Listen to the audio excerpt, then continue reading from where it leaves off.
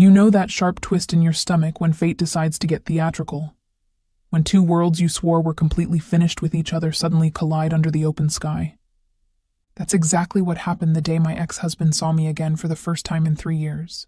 There we were, walking barefoot on the beach, my new partner's hand warm in mine, the sunset glowing like melted copper across the water. When Alex's eyes met mine, his face drained of color. Not with jealousy, but with the kind of horror that freezes you where you stand. Because the man whose fingers were intertwined with mine wasn't just any boyfriend. He was Mark, the CEO who had personally signed the documents that had bankrupted Alex's company and erased the empire. He'd built around ego and ambition 6 months earlier. So if you've ever been told you're not enough, if you've ever been made to feel invisible next to someone chasing higher, faster, sheenier dreams, then lean closer. Because this story is your proof that sometimes karma arrives wearing designer sunglasses and an amused smile.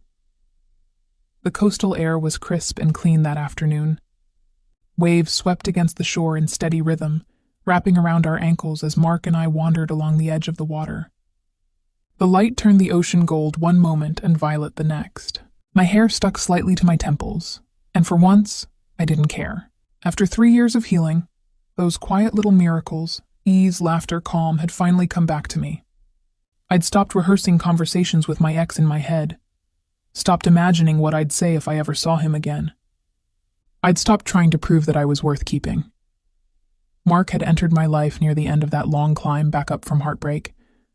By the time we were on that beach, he had long since stopped being someone new and had become simply someone good, someone steady, who helped me believe in peace again. For the first time since my marriage had imploded, I felt whole, grounded, free. Then, as the tide rolled in, I noticed him. Standing near the boardwalk, gazing out toward the endless horizon like a man stranded between regret and disbelief. Alex. The sight of him didn't shatter me. It barely even interrupted my breathing. Seeing him was like recognizing an old photograph yellowed with time. Familiar once, but no longer personal. He looked thin in a way that didn't speak of fitness, but of stress. Even from a distance, you could tell his posture carried the invisible weight of something heavy. The bend that comes not from age, but from disappointment that never quite leaves. Then his eyes found me. The moment stretched, heavy and unreal. I saw it happen in real time. The recognition, the confusion, and then the dread. His body stiffened. His eyes dropped to where my hand rested easily in Mark's. He blinked once, twice, and the blood seemed to drain out of his face. His mouth opened like he was going to speak and then closed again. That flicker of panic told me everything. Something more than old emotion was working its way through him. Something about this encounter terrified him. And in that instant, I knew this was no ordinary awkward reunion. This was about to become the universe's idea of poetic symmetry. Let's rewind 3 years, to the night my marriage crumbled. Alex and I had been together for 5 years, married for almost 4. We lived in a modest little townhouse 2 blocks from a cafe we loved. We had a routine: Sunday brunches, movie nights, quiet evenings spent working side by side. I owned a boutique marketing consultancy, helping small local businesses find their voice online. I loved what I did, loved seeing my clients grow. Alex, meanwhile, worked in investment banking. He was ambitious, brilliant, and always hungry for more. More deals, more money, more recognition. I used to call him restless. He called it drive. The night everything ended, we were having dinner at home. The table was one we'd bought together from an antique sale, a piece of solid oak that had seen countless conversations and candlelit laughs. That night, though, the light from the single candle flickered like a warning. "I've been presented with an opportunity," Alex began, his tone stiff, almost businesslike. "A private equity venture. High risk, high reward. The kind of move that could change everything." "That's incredible," I said, smiling. He cut me off sharply. "Not we. Me." The silence hit harder than the words. He exhaled and kept talking, his eyes somewhere over my shoulder instead of on me. "The men I'm partnering with come from old money. They move in circles that require a certain presentation. And honestly, Sarah, You don't fit that image."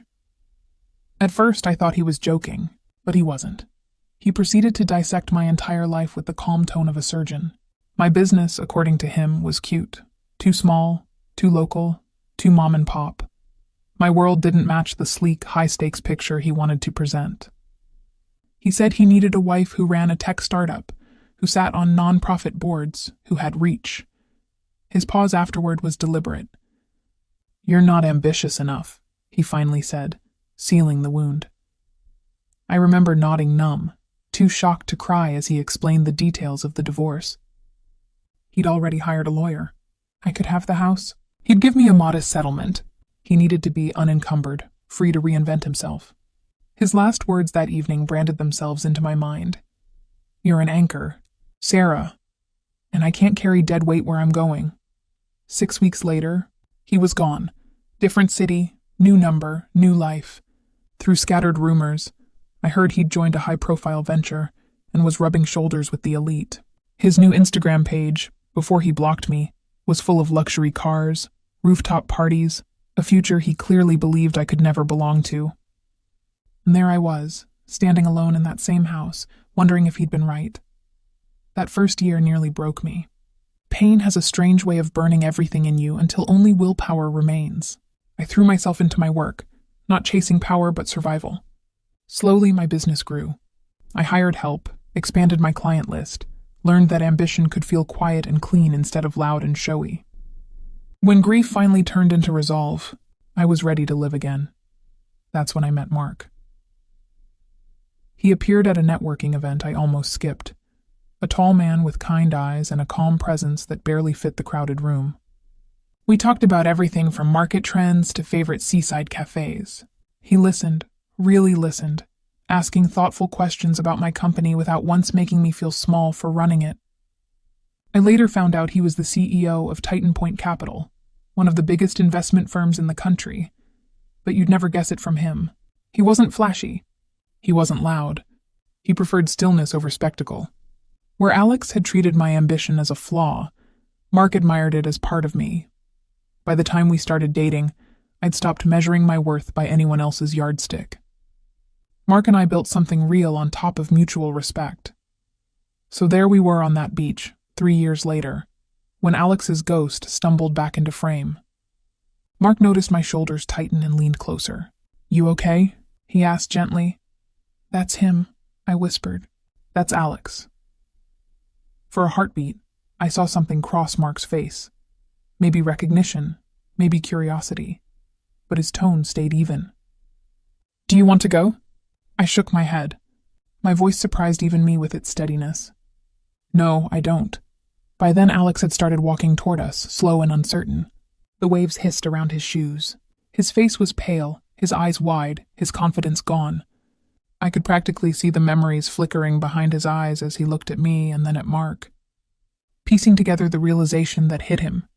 The man beside me, the calm, kind one holding my hand, was the same CEO who had signed the very paperwork that sank his fortune. "Sarah," he said at last, his voice cracking in the middle of my name. "Alex." I kept my tone neutral. He swallowed, his gaze bouncing between us. You look good. Really good." "Thank you." The silence that followed stretched heavy between us, stuffed with 3 years of lost words neither of us truly needed anymore. Finally, he gestured awkwardly toward Mark, his mouth stumbling around the unfinished question. This is Mark," I said simply. "My boyfriend." Alex's Adam's apple bobbed as he swallowed hard. "Nice to meet you," Hamanaged, extending a hand toward Mark. Mark shook it, his expression polite but cool. "Likewise." Something in Mark's voice made Alex pause. He was staring at Mark now, really looking at him. And I saw the exact moment recognition hit. His face went from pale to ashen. "Wait," Alex breathed. You're Mark Davidson, Titan Point Capital." "I am," Mark confirmed evenly. Alex's eyes went wide with something that looked like sheer panic. He took a step back, his hand dropping limply to his side. "You're the one who 6 months ago," Mark said quietly. "Yes." I looked between them, piecing it together, but needing confirmation. Mark Mark squeezed my hand gently before explaining. Alex's venture group came to us 18 months ago looking for a bridge investment. We did our due diligence and passed initially, but they were persistent. Eventually, we invested a small amount, more out of courtesy tune of the other partners than confidence in the model. The fundamentals were never sound. 6 months ago, we exercised our right to call the investment and liquidate the assets. The venture collapsed. Alex was shaking now, visibly trembling. You destroyed everything. You knew. You had to have known that calling that investment would crater the entire operation. We knew the operation was already unsustainable, Mark corrected. We simply stopped throwing good money after bad. I pulled my hand from Mark's and stepped toward Alex, watching him flinch as I approached. 3 years ago, he'd made me feel worthless. He'd called me an anchor dead weight, not ambitious enough, and now here he stood, broken by his own ambition, face to face with the life he'd thrown away. You left me because I wasn't good enough for your future, he said softly. The words came out measured, calm, devastating in their simplicity. You chased millions, Alex. You burned our marriage to the ground for this venture. You cut me out of your life so completely I might as well have never existed. And it all failed. Every single thing you sacrificed us for failed. Sarah, his voice broke. And the man I'm dating now, the man who makes me happier than I ever thought possible. He's the one who signed the paperwork that ended it all. That ended everything you left me for. A tear rolled down Alex's cheek. Just one, but it was enough. I hope it was worth it, I said. Then I turned back to Mark, slipped my hand into his, and we walked away. Behind us, I heard Alex make a sound. Something between a sob and a gasp. But I didn't look back. Sometimes the universe has a sense of poetry that no revenge fantasy could match. I didn't plan this. I didn't orchestrate it. I just lived my life, healed, and found someone who valued me. The rest, that was just karma doing its work. If this story resonated with you, drop a comment about your own experience with being underestimated. And remember, when someone shows you who they really are, believe them. Thanks for listening, and I'll see you in the next